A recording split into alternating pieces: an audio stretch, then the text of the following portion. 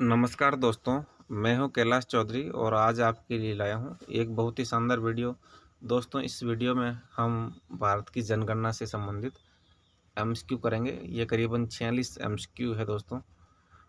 आपने दोस्तों अभी तक चैनल को सब्सक्राइब नहीं किया है तो चैनल को सब्सक्राइब कर लें व बेल आइकन के चिन्ह को प्रेस कर लें ताकि आने वाले हर नए वीडियो की नोटिफिकेशन आपको मिल सके।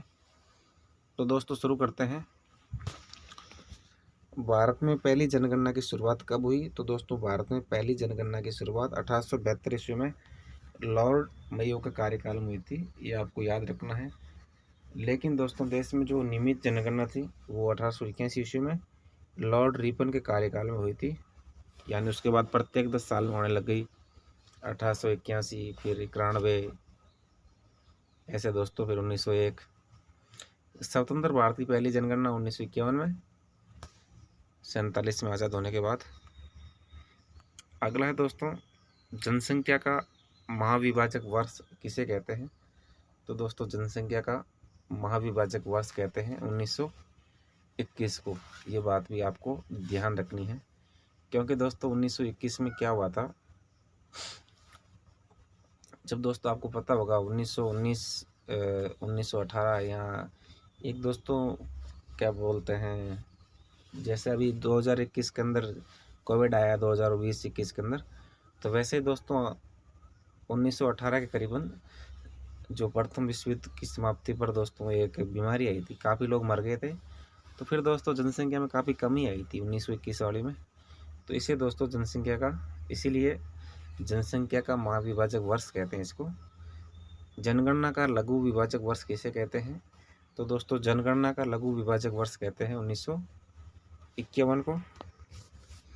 क्योंकि दोस्तों 1951 में क्या हुआ था कि देश अलग अलग हो गया, फिर भारत और पाकिस्तान दो टुकड़े हो गए थे, इसलिए कहते हैं इसे जनगणना का लघु विभाजक वर्ष कहते हैं।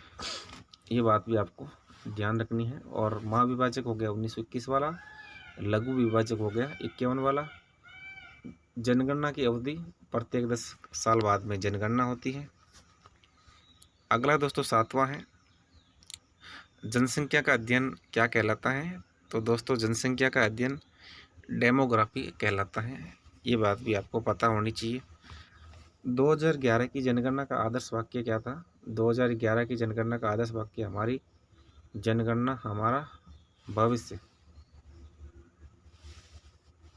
क्या था दोस्तों? 2011 की जनगणना का आदर्श वाक्य हमारी जनगणना हमारा भविष्य। और जनगणना का ये पूछा जा सकता है दोस्तों। वैसे अभी 2021 में नई जनगणना आ जाएगी, एक बार आप पढ़ लें, बाकी इतना जरूरी नहीं है। जनगणना का शुभंकर है परगणक, शिक्षिका। उसके बाद में है प्रथम जनसंख्या या जनगणना कमिश्नर कौन से थे दोस्तों? डब्ल्यू प्लाडेन। ये 1872 की बात है दोस्तों। 1872 में प्रथम जनगणना कमिश्नर कौन थे? तो दोस्तों 1872 में प्रथम जनगणना कमिश्नर डब्ल्यू प्लाडेन थे। स्वतंत्र भारत के प्रथम जनगणना आयुक्त आर ए गोपाल स्वामी 1949 से 53 के बीच रहे थे। स्वतंत्र भारत के पहले जनगणना आयुक्त आर ए गोपाल स्वामी थे। वर्तमान जनगणना आयुक्त डॉक्टर सी चंद्रमौली। ये बात भी आपको ध्यान रखनी है। तो दोस्तों आप समझ गए, पहला कमिश्नर था डब्ल्यू प्लाडेन, स्वतंत्र भारत का आर ए गोपाल स्वामी और वर्तमान में डॉक्टर सी चंद्रमौली। पहली बार जाति आधारित जनगणना कब हुई थी दोस्तों? ये जाति आधारित जनगणना दोस्तों 1931 में हुई थी। और ये दोस्तों अंतिम बार भी है। 1931 के बाद में कभी भी जाति आधारित जनगणना नहीं हुई। अभी जो 2021 वाली है, बता रहे 2021 में मांग चल रही है कि जाति आधारित जनगणना करेंगे हम। विश्व जनसंख्या दिवस कब मनाया जाता है? 11 जुलाई को मनाया जाता है, अभी आने वाला है। कुल जनसंख्या कितनी थी 2011 के अंदर? 121.08 करोड़। अभी 2021 में तो और ज़्यादा हो जाएगी दोस्तों। भारत में विश्व जनसंख्या का कितना भाग है? तो भारत में विश्व जनसंख्या का करीबन 17.5% भाग पाया जाता है। और पुरुष जनसंख्या उसमें है 62.32 करोड़, यानी 51.47% पुरुष है और महिला है 48.53%, यानी 58.75 करोड़। दोनों कितने हो गए? 51.47 और 58.53%। अगला है दशकीय वृद्धि दर कितनी थी दोस्तों? तो दशकीय वृद्धि दर है 17.7%। दशकीय वृद्धि दर थी दोस्तों 17.7। वार्षिक वृद्धि दर ये थी दोस्तों 1.64%। तो दोस्तों आपको ध्यान रखना है, दोनों दशकीय वृद्धि दर पूछे तो 17.7 और वार्षिक पूछे 1.64। तो आप अब सोचोगे दोस्तों कि 1.64 का 10 गुना तो 16 पॉइंट कुछ होता है, तो ये दोस्तों कन्फ्यूजन ही होता है। कुल साक्षरता दर दोस्तों कितनी है? 73% है। अगला है दोस्तों पुरुष साक्षरता दर, उसमें है 80.9। कुल हो गए 73.1 है शायद, और पुरुष हो गई 80.9, महिला हो गई 64.6। ये आपको ध्यान रखना है।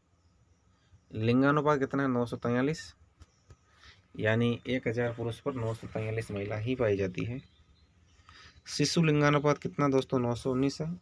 जो 0 से 6 वर्ष के बच्चे हैं वो 919 पाए जाते हैं 1000 पे।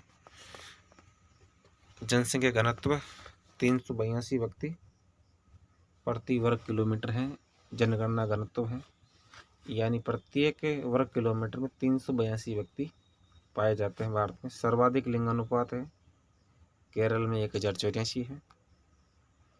न्यूनतम लिंगानुपात दोस्तों हरियाणा का है 879 है। सर्वाधिक केंद्र शासित लिंगानुपात है पुडुचेरी का है।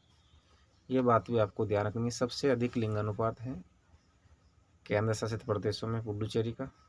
न्यूनतम केंद्र शासित प्रदेश में लिंगानुपात दमन और दीव का है, सबसे कम दमन और दीव का है। अब दोस्तों ये चेंज हो जाएगा 2021 में, क्योंकि दादरा और नागर हवेली और दमन और दीव को दोनों को कमांड कर दिया गया है दोस्तों। सर्वाधिक जनसंख्या घनत्व बिहार का है 1106। बिहार में सबसे ज़्यादा लोग रहते हैं, 1106 व्यक्ति रहते हैं प्रति वर्ग किलोमीटर में। न्यूनतम जनसंख्या घनत्व अरुणाचल प्रदेश का 17 है। सर्वाधिक केंद्र शासित घनत्व है दिल्ली का है। दिल्ली में दोस्तों करीबन 10,000 लोग रहते हैं 1 किलोमीटर में। सर्वाधिक जनसंख्या उत्तर प्रदेश की 19.98 करोड़, यानी करीबन 20 करोड़ जनसंख्या है उत्तर प्रदेश में। न्यूनतम जनसंख्या है सिक्किम की है 6.10 लाख। बिल्कुल दोस्तों, कितनी? 6 लाख तो बहुत कम होती है। कोई ज़िले की मिल जाएगी आपको, छोटे ज़िले की, तो 6 लाख। जोधपुर की भी है 22-23 लाख। तो सर्वाधिक केंद्र शासित जनसंख्या है दोस्तों दिल्ली के अंदर, केंद्र शासित प्रदेशों में सर्वाधिक जनसंख्या है। फिर न्यूनतम केंद्र शासित जनसंख्या है लक्षद्वीप की है। लक्षद्वीप में दोस्तों कम लोग रहते हैं। बिल्कुल 32 वर्ग किलोमीटर क्षेत्र में फैला हुआ है लक्षद्वीप, अरब सागर में स्थित है। एकमात्र राज्य जहाँ जनसंख्या घटी है तो नागालैंड की जनसंख्या 2011 में घटी है। सर्वाधिक साक्षरता केरल की करीबन 94% है 94, और न्यूनतम साक्षरता है बिहार की है दोस्तों 61.8, आपको ध्यान रखना है। और न्यूनतम महिला साक्षरता भी बिहार की है 51.5। सर्वाधिक केंद्र शासित साक्षरता ये दोस्तों लक्षद्वीप की है, सबसे अधिक केंद्र शासित प्रदेशों में साक्षरता है। छोटा भले हो लेकिन साक्षरता ज़्यादा है। ज़्यादा दोस्तों मुस्लिम बाहुल्य क्षेत्र है ये, मोमडन ज़्यादा रहते हैं। फिर भी देखो इतने पढ़े लिखे हैं। केरल भी पढ़ा लिखा है मोमडन होते हुए। न्यूनतम केंद्र शासित साक्षरता है दादरा और नागर हवेली की साक्षरता कम है। अधिक जनसंख्या वाला जिला ठाणे महाराष्ट्र का है, और कम जनसंख्या वाला जिला दिबांग घाटी अरुणाचल प्रदेश है। तो दोस्तों आपको समझ में आ गया, अधिक जनसंख्या वाला ठाणे और कम जनसंख्या वाला दिबांग घाटी अरुणाचल प्रदेश। अब दोस्तों अंतिम सवाल है, अधिक जिलों वाला राज्य है उत्तर प्रदेश में करीबन 75 जिले हैं, 75 जिले हैं। यह बात भी आपको दोस्तों ध्यान रखनी है। और दोस्तों यूपी के अंदर 75 लोकसभा सीटें भी हैं, ये भी आपको पता होना चाहिए। 75 सीटें हैं दोस्तों यूपी के अंदर अकेले में। विधानसभा की वहाँ 403 सीट है, और लोकसभा की 75 सीटें, और जिले भी 75 हैं। तो दोस्तों आज के लिए बस वीडियो में इतना ही।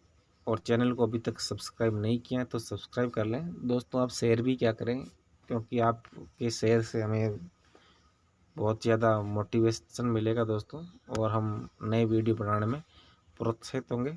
आज के लिए बस इतना ही। जय हिंद, जय भारत।